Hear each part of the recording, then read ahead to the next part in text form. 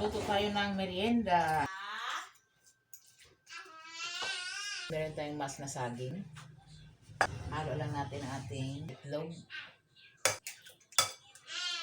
Half cup na sugar. A pinch of salt. Haluin hanggang sa matunaw ang asukal. Lahat ng ingredients. Baking powder. Tapos 2 cups all-purpose flour. Mix lang natin ng mabuti. Hanggang sa mag-combine lahat ng ingredients. Madaling lutuin lang itong kahit sino alam lulutuin. Pag ganito na ating mixture, natin na siyang i-rest ng 10 minutes bago lutuin. Rest natin ng 10 minutes. Natin magluto. Pag ganyan na siya, pwede natin baliktarin.